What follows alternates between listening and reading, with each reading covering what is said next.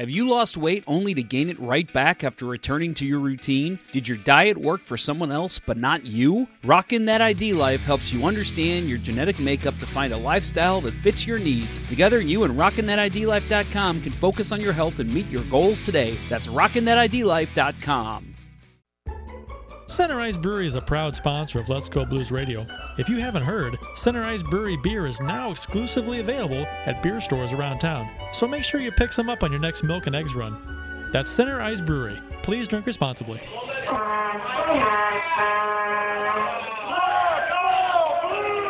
This is the summer edition of Let's Go Blues Radio, and I'm your host, Jeff Ponder. Make sure you stay tuned with us every week as we bring you exclusive hockey content you won't find anywhere else. Of course, support for Let's Go Blues Radio is brought to you in part by RockinThatIDLife.com, where we help you make every workout, every meal count. Do life better.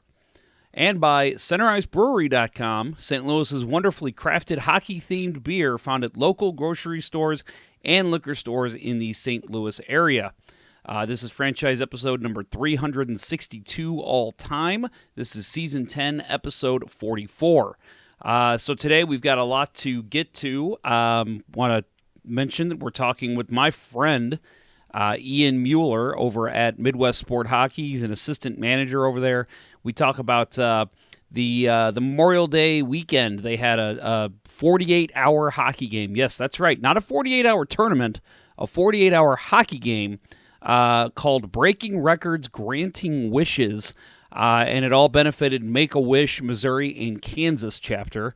And, they've raised over $75,000 so far, and they broke the Guinness World Record. So you're going to hear about that game, what went into it. It's crazy, some of the stuff they had to do for Guinness to make sure that they get that record, which I think they're still working on ensuring that's going to happen, but I think they followed all the guidelines to make sure it does. So congrats to them. But we'll get to that here in a minute. I want to talk a little hockey NHL before we get to that. First of all, congratulations to South County Pride, Pat Maroon, on making the Stanley Cup final yet again, going for his fourth in a row.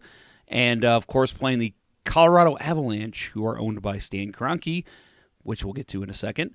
Looking forward to this series. Starts tonight, so I'm recording this early on Wednesday, but this episode will obviously be released probably after the game, maybe right at the end of the game, on YouTube, and of course, podcast this episode as well. That'll be released Thursday morning. I don't know why I'm telling you that, because if you're hearing this, you're obviously watching me or listening to me whenever the show is available.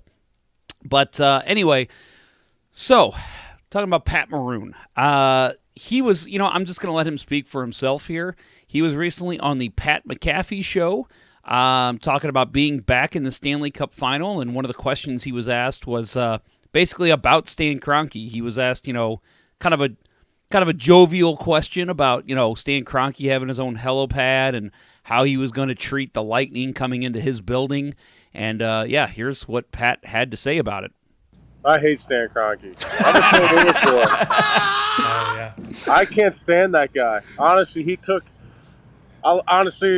guys played at the Dome. The Dome's a shitty. Bad.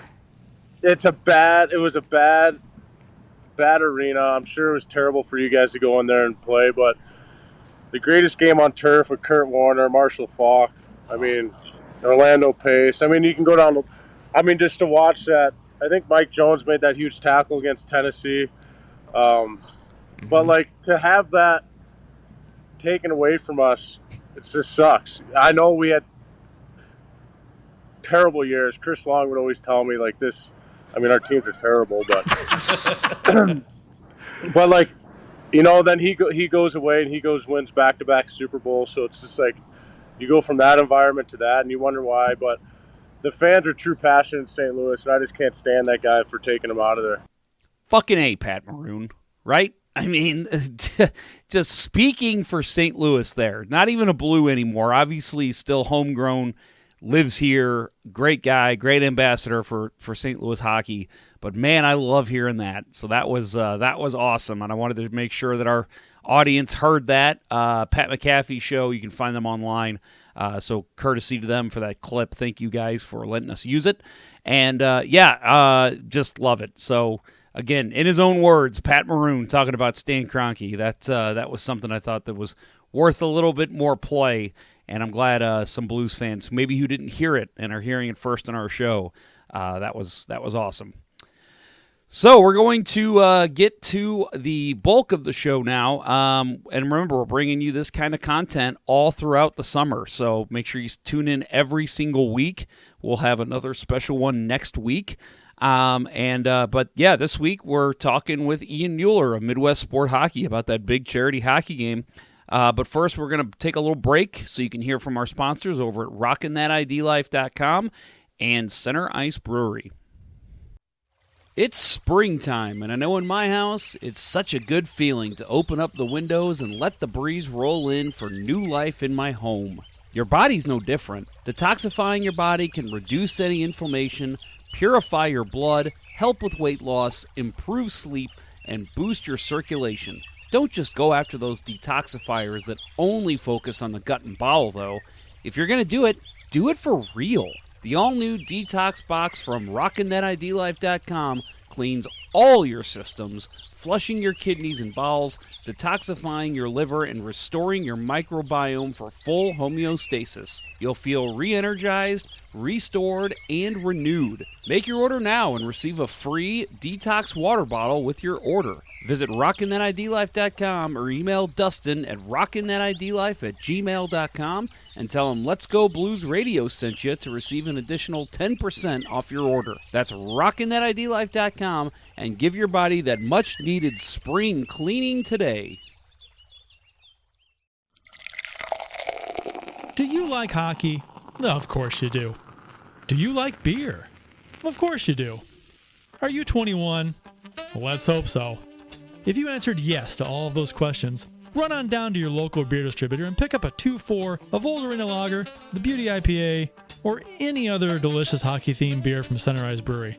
That's right, Center Ice Brewery beer is available at various beer stores around town, so check around for the one closest to you. That's Center Ice Brewery. Let's go Blues!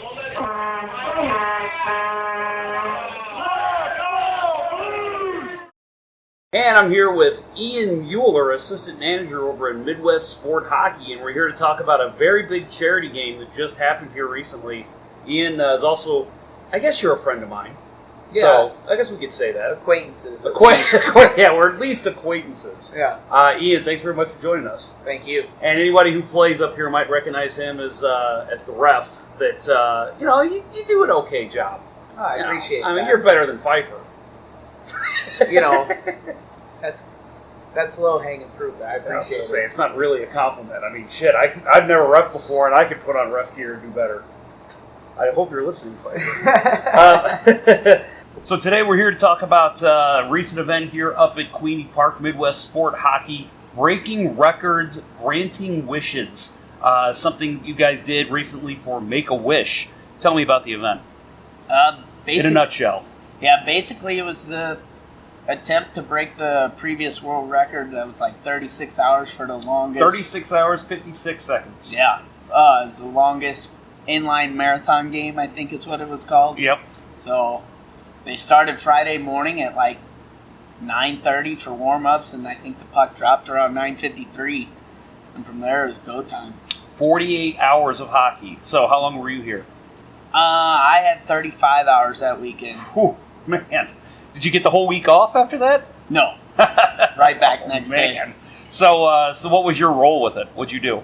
I mean, at first I was just the barkeeper, and then, I don't know, something Saturday morning I just was like, let's make this more fun for everyone. And I just started asking the 10, 15 people who were here, like, what questions do you want to hear from the players? And then went from there, and then the interviews just kept growing. Yeah, you had a bunch on your Facebook page that I was following. Yeah, there's a lot of great stuff. I might actually pull from those if that's okay. Yeah, 100%. So this was over Memorial Day weekend, May 27th through the 29th. As you said, began a little bit around 10 a.m., and game ended around 10 a.m. on Sunday. Mm-hmm. So 48 hours. You guys are officially now, I think there's maybe some schematics still being worked out with Guinness, but as far as I understand, that is the longest inline hockey game ever now, which is amazing. Right. Yeah. It was a really fun weekend and great group of guys that broke the record. Yeah. So about $75,000 was raised from Missouri in the Kansas chapter of Make-A-Wish. So that's very cool. Yeah. I mean, when you guys were planning this and when it was like, okay, you're going to be working this, you're going to be involved, did you think at all there was going to be that kind of money raised? No. I mean, wasn't sure what it was going to bring up, but not $75,000. That's quite a bit. Yeah.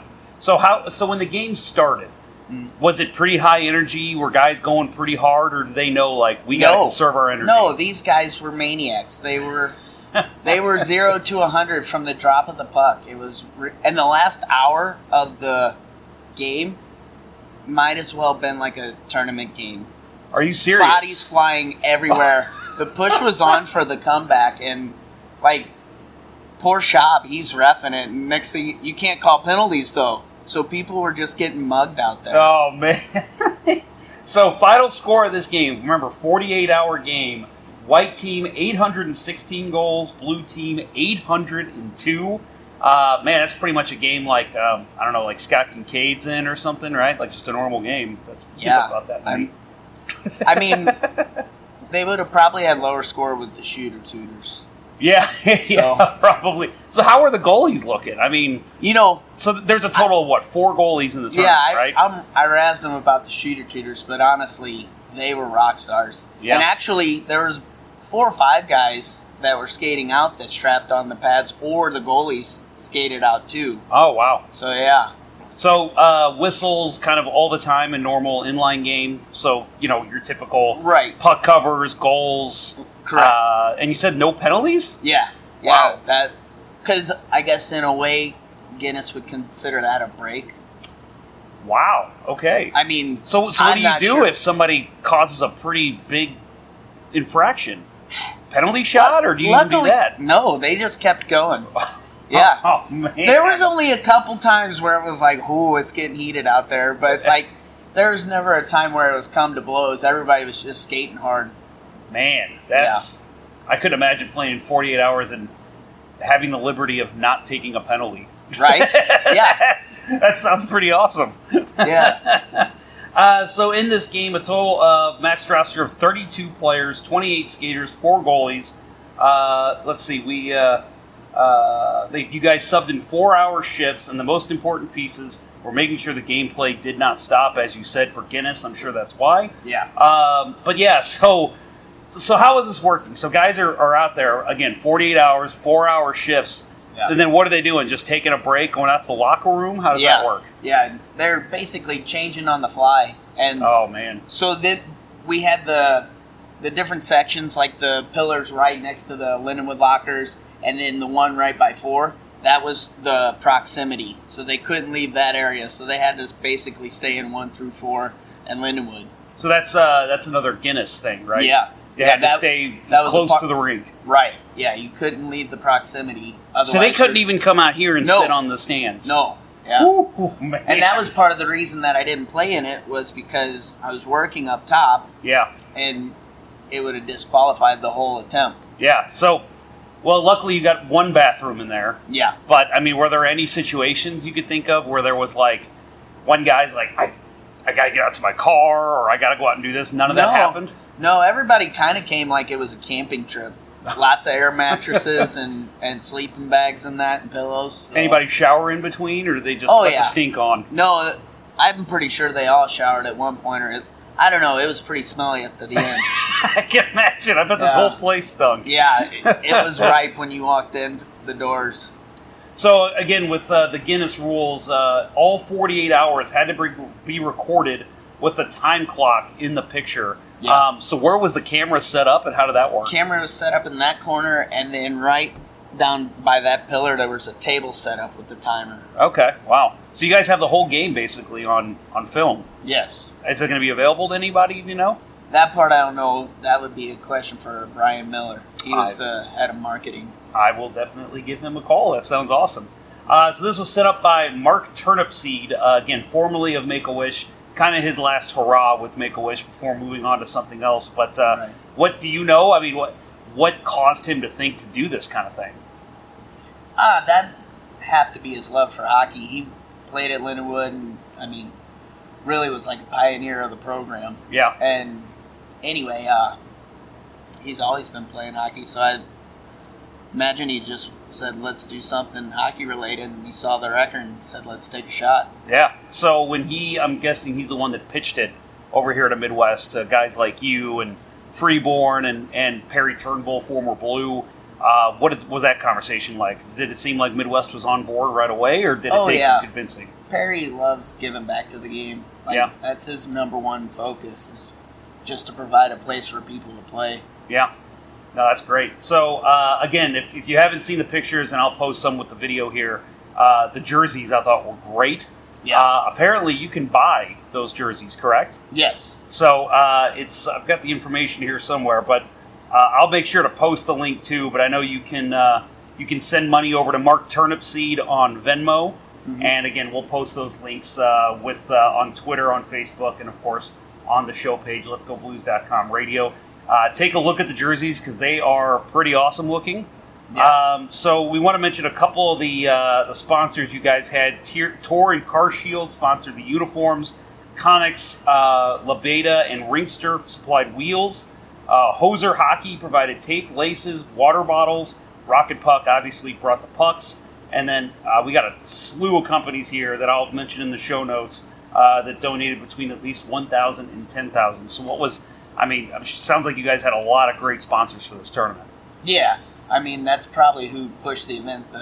The amenities they had for the players. That's the one thing I remember kind of being blown away by, because it was like, all the kind of hydration and medical stuff. They even had a nurse come on site and do IVs for people. So nice. Yeah, I mean, it felt like they were well prepared as far as keeping everybody healthy and hydrated. Was there any issues like that? Any injuries? Anybody going down? They only lost one guy to his feet, I think, and that was 24 hours in. So even that guy went, yeah. Like, man. Wasn't like he didn't try. I was going to say 24 hours. I mean, yeah. I don't think I could make it that long. No. So these guys are basically, are they trying to take naps in between too? Trying to, but 3 and 4 don't have roofs, so it's just loud, and 1 and 2's loud. Plus 3 and 4, you might get a puck shot at you in there. Yeah, just winds up over the net, you're sleeping, take one off the dome. Yep. That's pretty incredible. So what was the audience like? Did you guys get a lot of visitors coming to watch? Throughout the tournament, yes. At one particular time, not really, but I would say, anywhere from 150, 200 people showed up throughout the weekend. That's awesome. Very cool. It was a lot of families in that, and there was a few different groups. I think I posted pictures of them that showed up all 3 days. That's fantastic. Yeah. So any overnight people coming? No. We were actually shut down like midnight to 7 a.m. Oh, okay. So people couldn't come at those times anyway. Just the refs. Yeah. Oh, just the refs. Okay. Yeah. So again, let's see. We've got. That's true too. I forgot about this part. Must have manual logs with player volunteer signatures for every shift substitution in and out of the game. So basically, when a player's coming off, he's got to sign something that says time off, and a volunteer has to sign with them. Woo! Yeah, that's a lot of extra work that had to go into that. So a lot of volunteers had to help out with this. Oh, there's so many. All the referees were volunteers and scorekeepers. I mean, we had a lot of great guys. I think Schaub was the only one that double dipped. Everybody else only had to do the 1 4-hour shift, but even that, like 4 hours on your skates, just sounds miserable. No, that sounds awful. I mean, we do these all night tournaments. I just played in one with you recently, and like at the end of the day of those, I just want to go home and pass out and sleep and not move the next day. I can't even imagine playing for 48 hours. I know, and that's insane. like 2.5, 3 hours of playing. Yeah. And that's not even a whole shift. And you're just like, I'm dead. Yep, yeah, I think we played in 7 games. Right. And I, did not move the next day. Right. These guys, it's like, dude, take the whole next 2 weeks off. Good Lord. You know what? I saw Halterman on Sunday, and he said his ankles were still raw. Oh, gosh. Yeah, he did tell me. I forgot he was the one that played in that, too. Yeah. He's on my team, and he was telling me, that was rough. And I'm like, dude, I don't think I could do it, man. I love hockey, but 48 hours. That's a long time.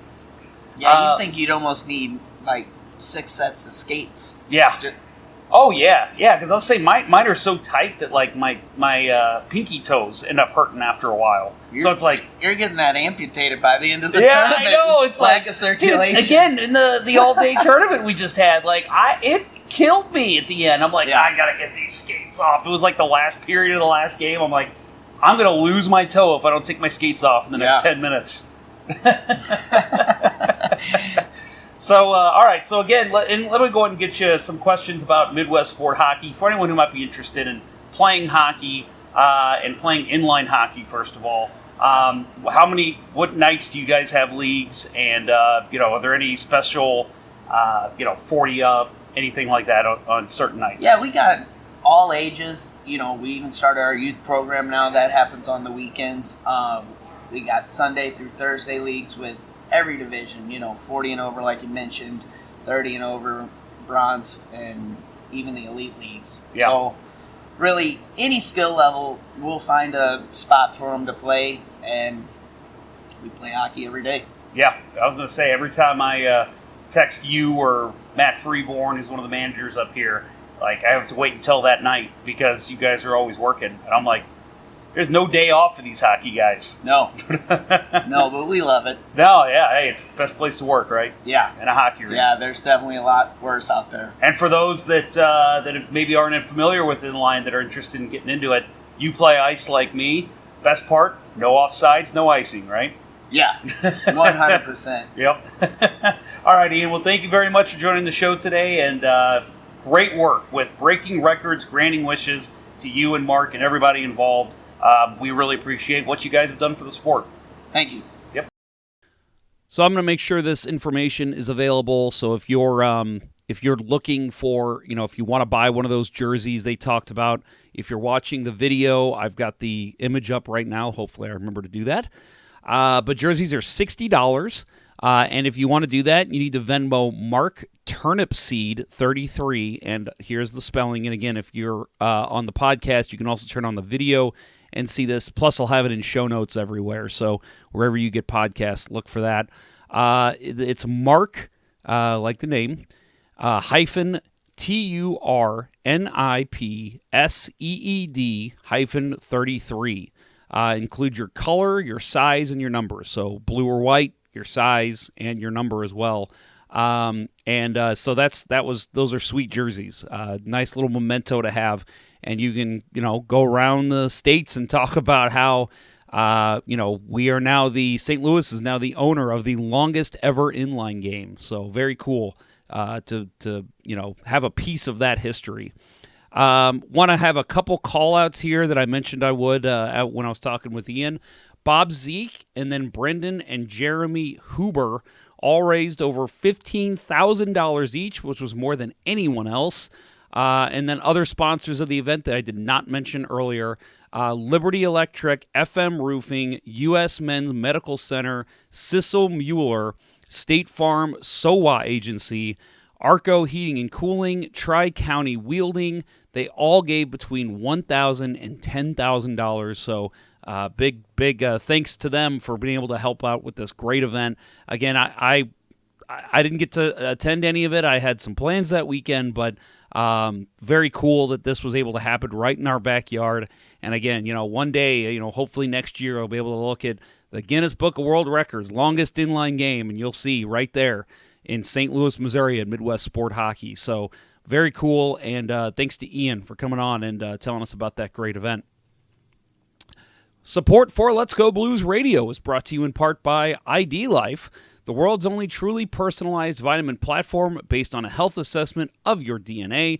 Visit rockinthatidlife.com for more information. That's rockinthatidlife.com. and get 10% off by emailing Dustin at rockinthатidlife@gmail.com and tell him Let's Go Blues Radio sent you. And by Center Ice Brewery, which provides drinks brewed right here in St. Louis and is available throughout the city and county at numerous grocery stores, liquor stores, and bars, including at our very own Enterprise Center. Visit centericebrewery.com to find a vendor near you. That's centericebrewery.com. Next week, we'll have another show, and it's actually going to be about the Blue Note 5K. And a little spoiler alert, this is more of a big deal for me than or anyone on the show than anyone listening. We actually were able to record the interview inside Enterprise Center. So that's actually a first for Let's Go Blues Radio. So that was kind of cool to be able to step in there and, kind of enjoy where it all happens. So we'll be talking to a couple people, so make sure you tune in for that next week. That'll be a lot of fun to be able to share that with you all. It was a pretty good interview talking about past events and this one coming up in October, the Blue Note 5K. Well, that will do it for episode 43 of season 10 of the original St. Louis Blues hockey podcast, Let's Go Blues Radio. Thanks for listening, and don't forget we'll be back with a show next week, and the week after that, and the week after that. For Kirk Price and Bill Day, I'm Jeff Ponder, and I will talk with you next week. This was Let's Go Blues Radio. Until next time, everyone, let's go inline hockey at Midwest Sport Hockey, and let's go Blues. The Chiefs are at home tonight against Sport at the War Memorial at 8. Good seats are still available. A look at sports. I think that went very well. Thank you for listening to Let's Go Blues Radio. Now take off, hosers. I want you to have a heart attack and die so that we never have to do this shit again. Well, there's 90 minutes of your life you'll never get back. Sorry. St. Louis Blues, St. Louis Blues. Have you heard the news about our St. Louis Blues? They've only just begun, they're on their way to number one. Now there's no more blues for our St. Louis Blues. The Blues are on the ice tonight again. They're rough and tough and got the stuff to win. They'll always get one more, no matter what the score. They are quite a hockey team, my friend. They never give a single goal away. And to prove they are champions every day. 'Cause when it's said and done, they'll have them on the run. These old St. Louis Blues are here to stay. St. Louis Blues, St. Louis Blues. Have you heard the news about our St. Louis Blues? They've only just begun, they're on their way.